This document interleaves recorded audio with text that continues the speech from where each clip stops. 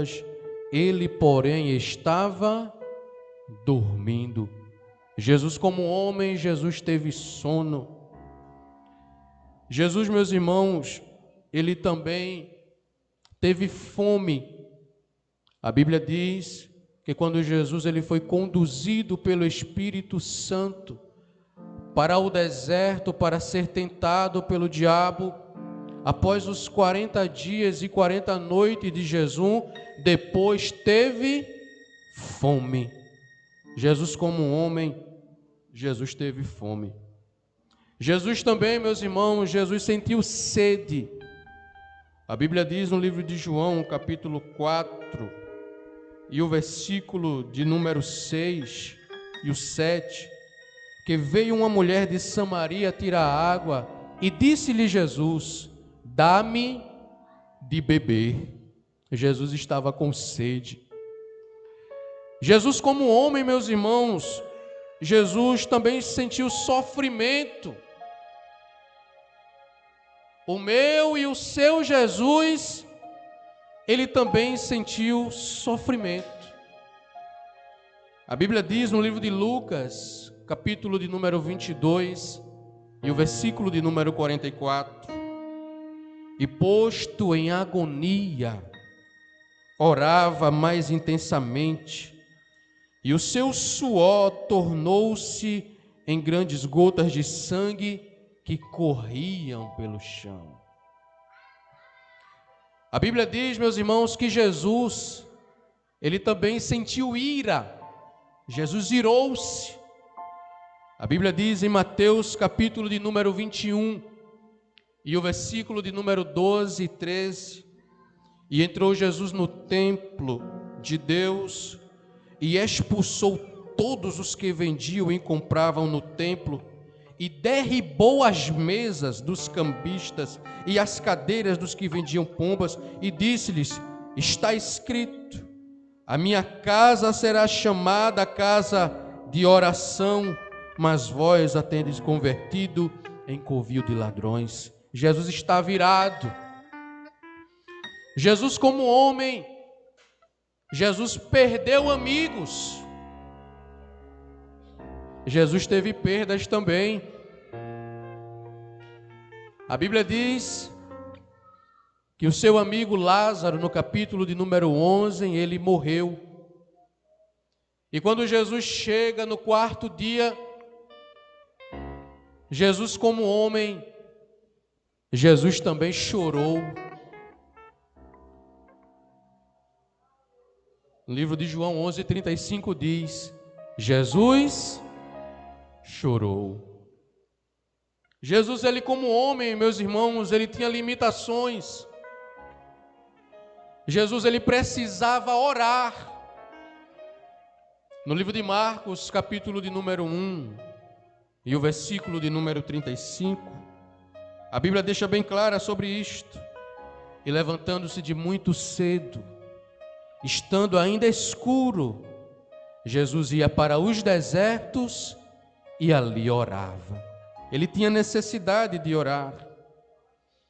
Jesus, como homem, Jesus, ele dependia do Espírito Santo.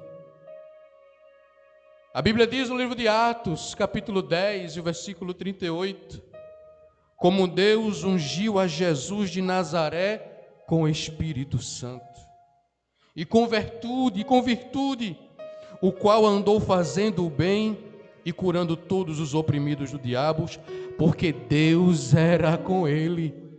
Aleluia! Então, Jesus, ele passou por muitas coisas semelhantes pelas quais nós passamos. Se você sente fome, Jesus sentiu.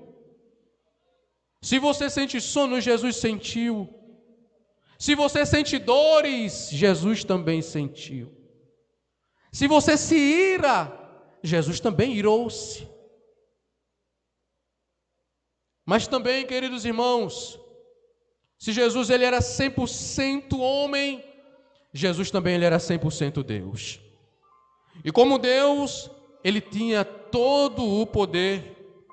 A Bíblia deixa bem clara que Jesus, como Deus, ele era onisciente.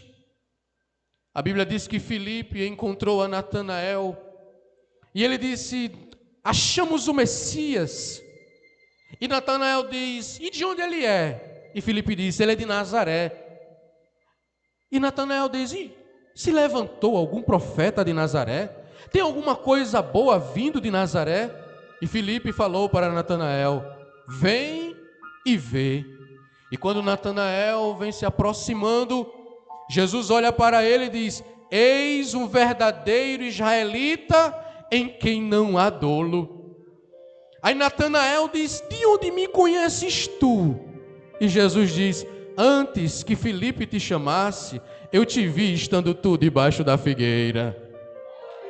Jesus, ele é onisciente, queridos irmãos, porque a teologia dos hebreus fala que quando Herodes mandou matar todos os meninos de 2 anos para baixo, tentando aniquilar o Messias, a história conta que os pais de Natanael esconderam ele atrás de casa, embaixo de folhas de figueira. E Jesus, irmãos, como ele sendo onisciente, ele sabe de tudo. E apenas os pais de Natanael, e Natanael sabia dessa história. Aí Jesus, ele vai lá na raiz e diz: olha, antes que Filipe te chamasse, eu vi quando os teus pais te protegeram com as folhas da figueira. Ele é onisciente. Jesus, queridos irmãos, também ele é onipresente. E ser onipresente é estar em todos os lugares ao mesmo tempo. A Bíblia diz no livro de Mateus, capítulo de número 18 e o versículo de número 20: e onde estiverem 2 ou 3 reunidos no meu nome, eu estou no meio deles. Jesus está aqui nessa noite. Jesus também, queridos irmãos, ele é onipotente. Sendo onipotente, ele tem todo o poder. Se como homem dentro do barco ele foi dormir, os discípulos, sem saber o que fazer, alguém chegou e disse: olha, nós vamos perecer, nós vamos morrer. E alguém chegou perto de Jesus, não sei qual dos discípulos, se Pedro, Tiago, João, André, Simão Zelote, Tiago maior ou menor, não sei quem foi, mas alguém chegou perto de Jesus, despertou Jesus do sono e disse: mestre, como é que o Senhor consegue dormir nesse temporal? Nós vamos perecer. Aí Jesus olha para eles e diz: porque temeis, homens de pequena fé? E levantando-se, repreendeu os ventos e o mar, e seguiu-se uma grande bonança. Os discípulos maravilharam e disseram: que homem é este que até o vento e o mar lhe obedecem? Se como homem ele tinha sono e estava dormindo, como Deus, ele é o Todo-Poderoso, que manda no vento e no mar. Jesus, queridos irmãos, ele também, ele é eterno. Ele tem o atributo da eternidade, um atributo incomunicável. E Jesus, sendo eterno, os escribas e fariseus começaram a indagá-lo, e ele diz: Abraão exultou em ver o meu dia e alegrou-se. Os sacerdotes disseram: tu não tens nem 50 anos e conheceste Abraão? E Jesus diz: na verdade te digo, que antes que Abraão existisse, eu sou.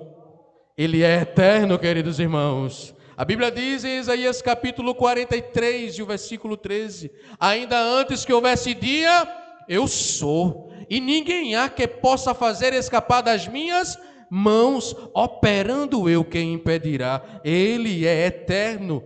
A Bíblia também diz que Jesus, ele tem vida, e tendo vida, ele mesmo disse: eu tenho o poder de tirá-la e tomá-la.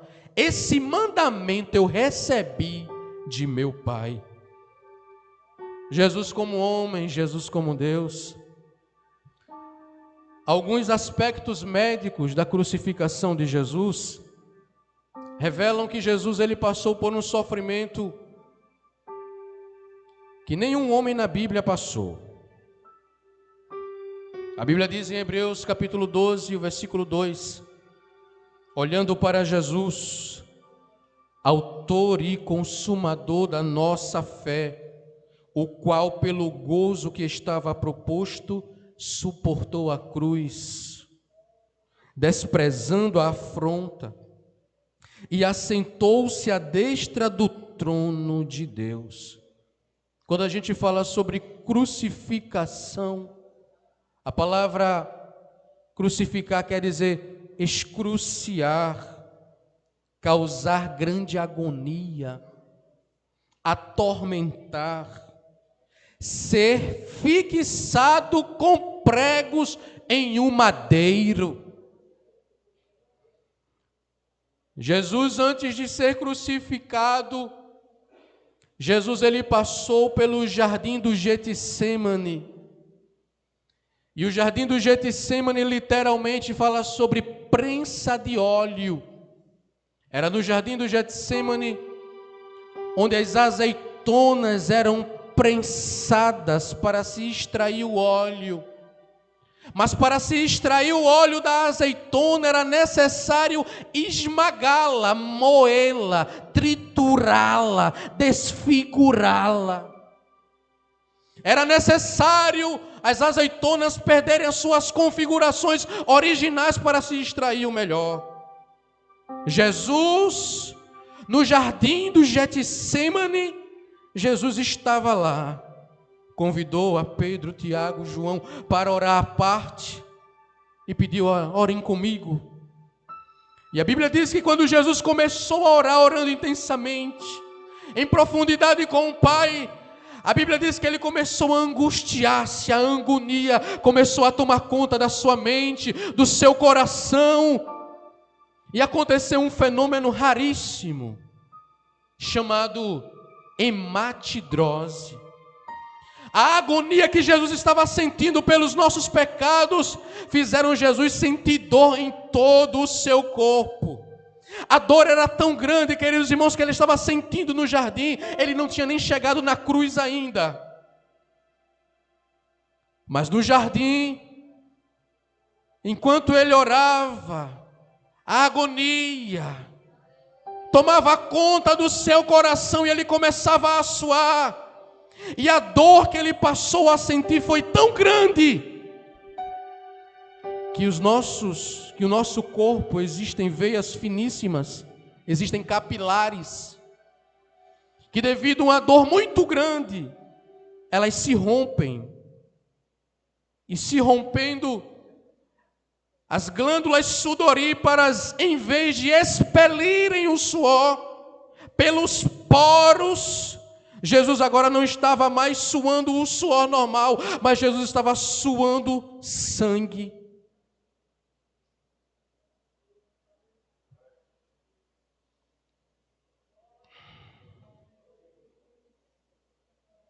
Tudo isso por nós.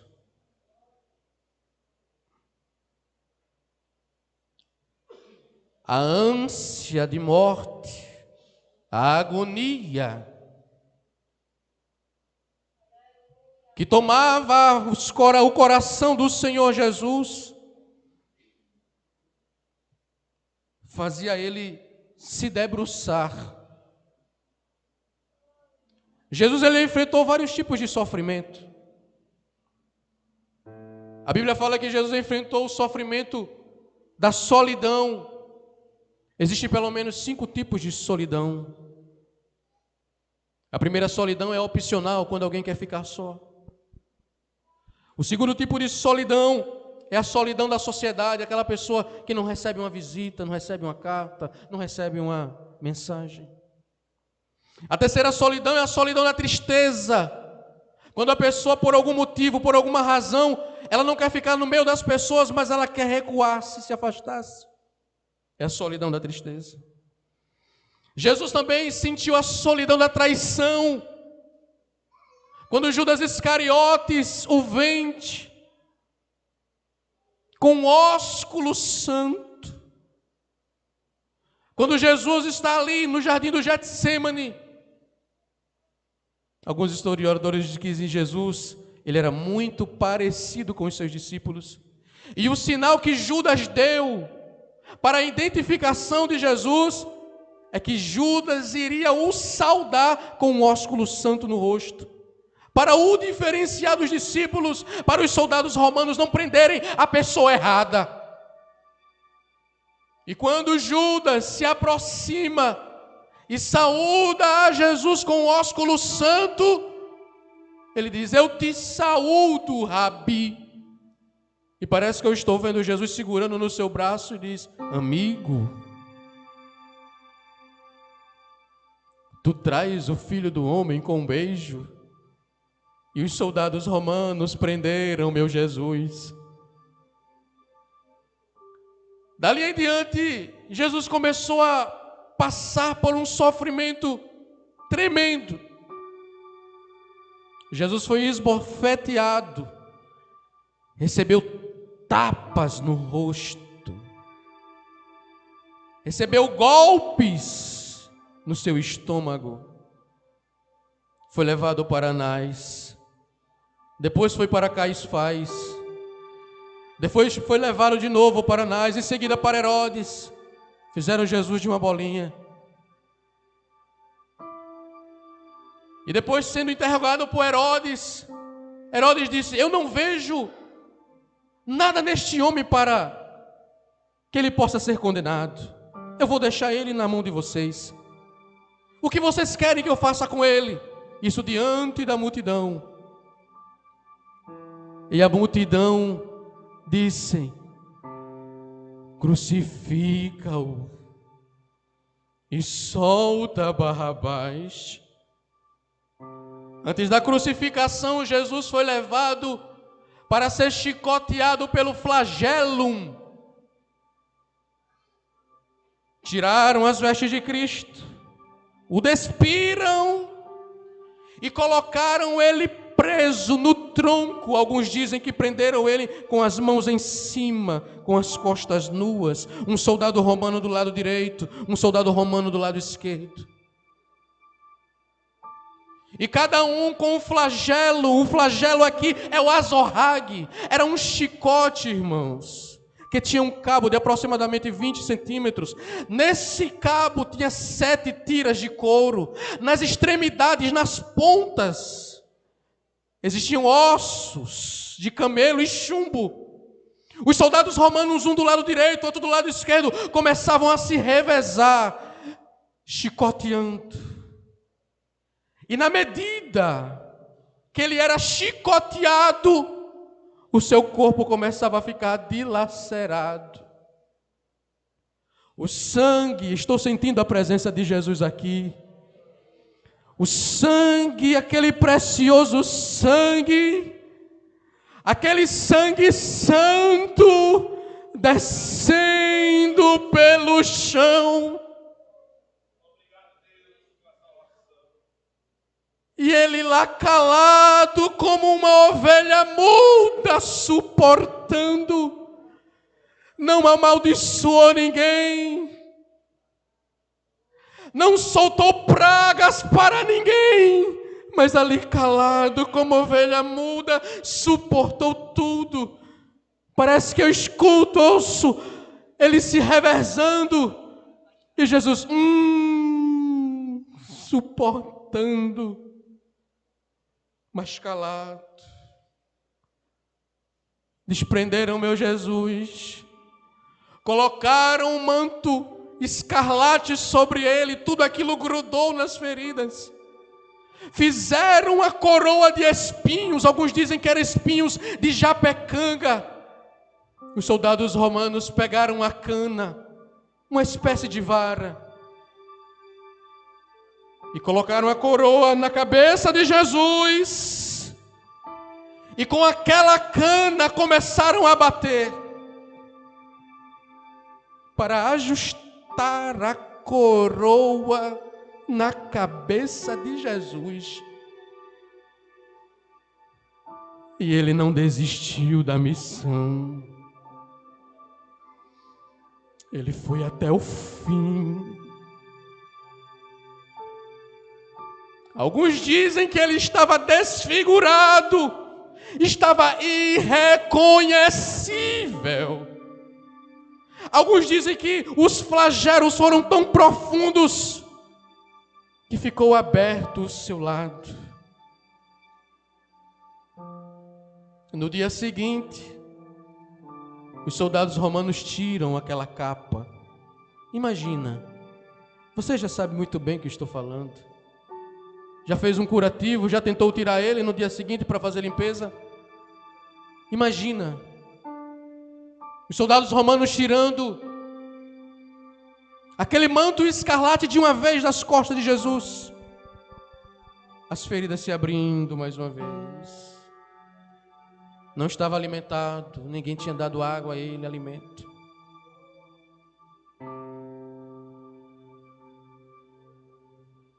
Foi por mim. Foi por você.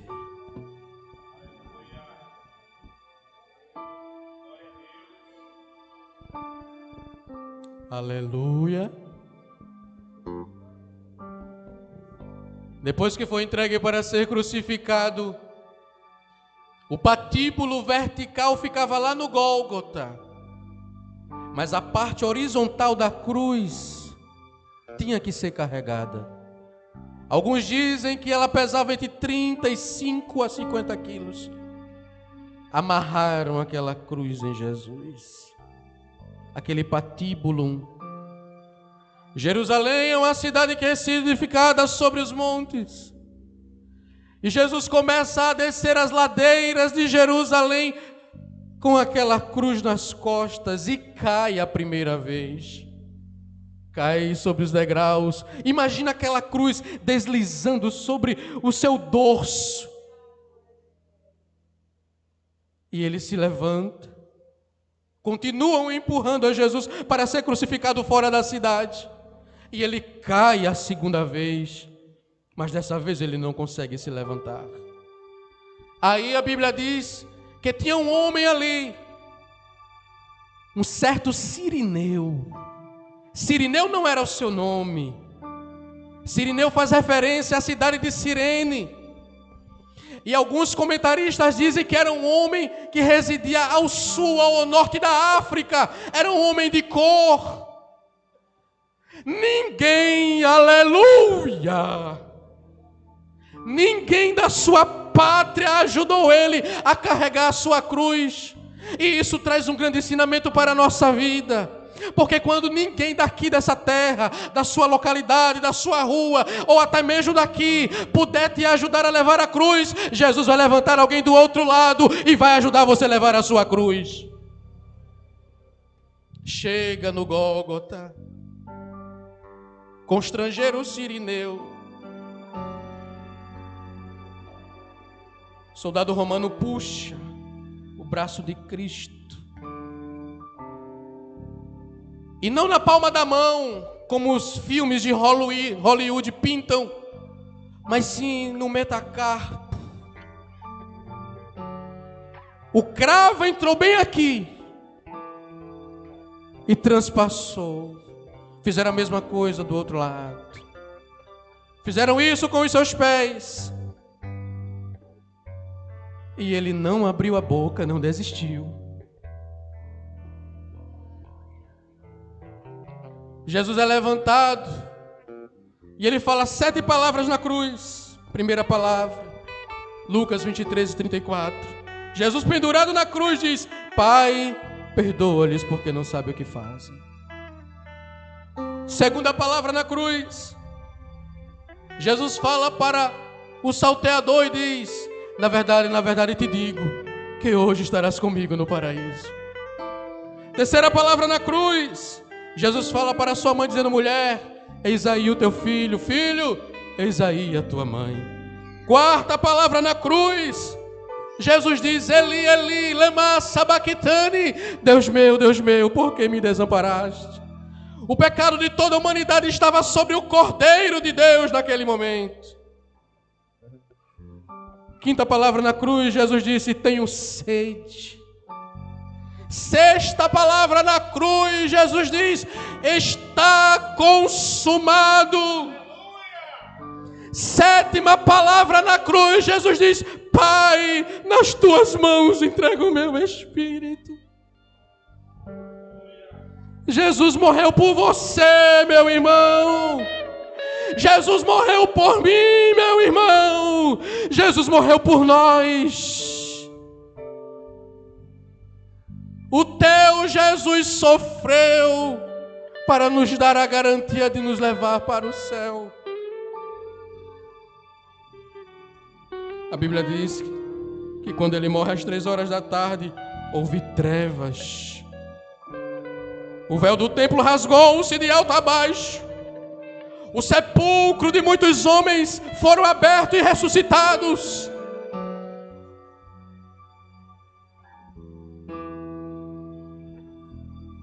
E Jesus morre. Mas a nossa alegria, queridos irmãos, é que ele foi crucificado na sexta, foi sepultado na sexta, morreu na sexta.